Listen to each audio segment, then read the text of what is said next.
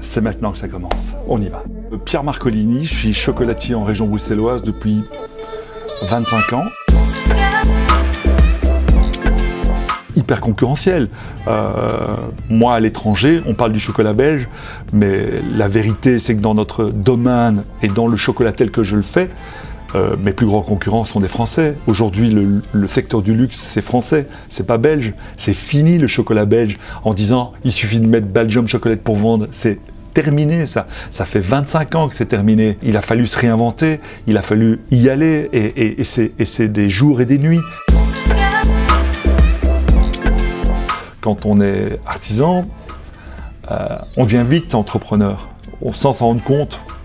C'est assez drôle parce qu'aujourd'hui, après 25 ans, les gens se posent la question en se disant « Pierre, est-ce que tu es encore dans l'entreprise » Et ce qui est fou, c'est que je n'ai jamais fait autant mon métier aujourd'hui que je l'aurais espéré qu'auparavant.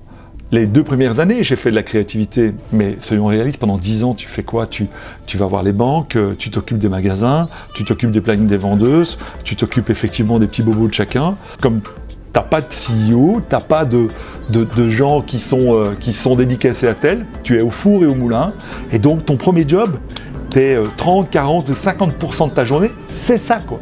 Et aujourd'hui, toute cette partie opérationnelle, c'est le gars qui est derrière. Le problème, c'est la formation. Je pense qu'aujourd'hui, malheureusement pour moi, les écoles ne sont plus upgradées pour pouvoir faire ce genre de choses. Ça coûte très très cher. Pour moi, la solution, c'est, pour être très concret, un abaissement des charges au niveau d'un temps d'adaptation.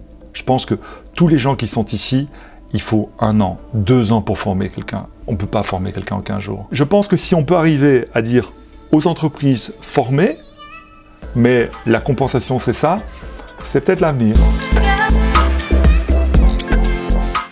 Mon doux rêve, c'est de me dire un jour peut-être une école d'excellence du chocolat.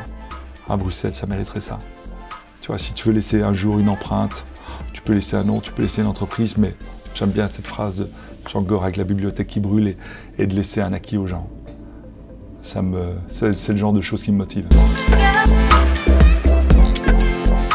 J'espère bientôt un yes sur la Chine, on a ouvert, ça fait 3 ans, c'est dur, c'est compliqué, mais on y arrive et tout doucement on va pouvoir faire un yes.